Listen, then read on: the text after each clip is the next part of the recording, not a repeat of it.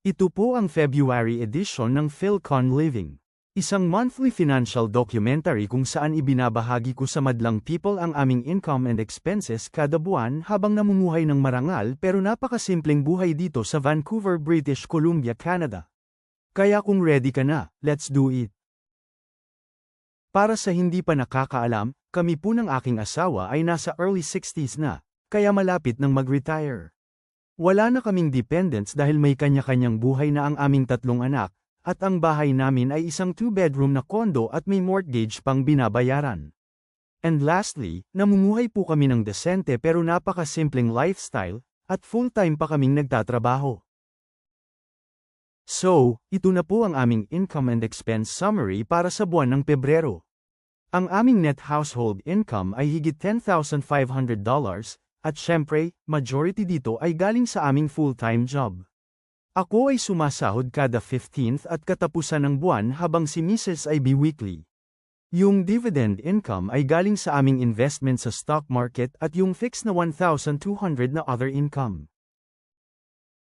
Saan napunta itong income namin for the month? Letter A is monthly expenses at nangunguna dito ang housing kung saan meron kaming binayaran na higit $2,700 para sa mortgage at estrata fee.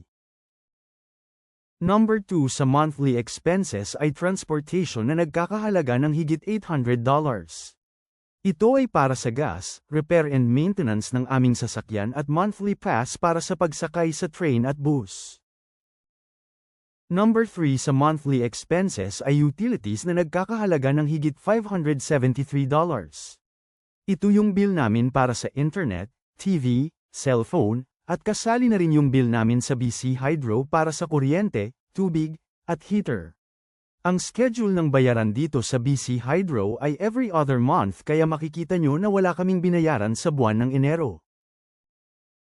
Number 4 sa monthly expenses ay living expenses na nagkakahalaga ng halos 1,000. Ito yung gastos namin para sa groceries, pagkain, at personal na pangangailangan kagaya ng damit, personal groomings, gamot at gadgets. Napansin nyo na siguro na napakaliit ang gastos namin sa pagkain. Ito ay dahil bihira lang kaming kumain sa labas at ang menu namin ay simple lang na lutong bahay. Number 5 sa monthly expenses ay charitable donations na nagkakahalaga ng higit 1,000. Gaya ng lagi kong sinasabi, ang pagbibigay ng tulong sa kapwa ay part na ng aming buhay lalong-lalo na sa aspekto ng edukasyon kung saan may mga poor but deserving students kaming tinutulungan mula sa iba't ibang bahagi ng Pilipinas.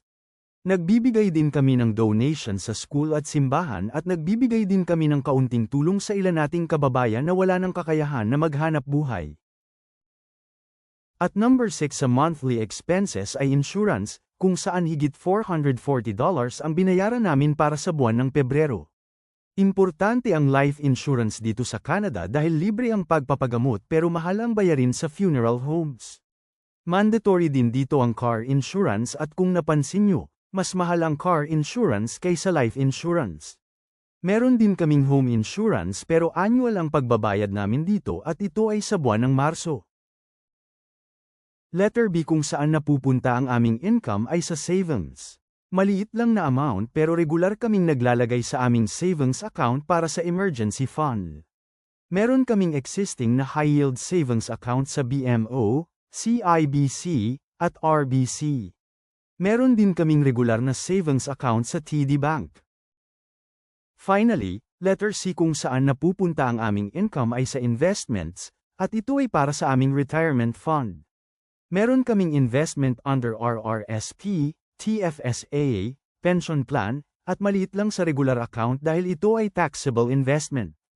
70% ng aming investments ay nasa stock market at yung iba ay nasa mutual funds at segregated funds. Lastly, yung net surplus ay yun na lang ang natitira sa aming checking account. At yan po mga ka-PhilCon ang summary ng aming income and expenses para sa buwan ng Pebrero. At kung hindi mo pa ginawa, pa-subscribe naman kabayan para ma-notify kapag nag-upload ako ng update sa susunod na buwan. Maraming salamat at mabuhay tayong lahat. Adios!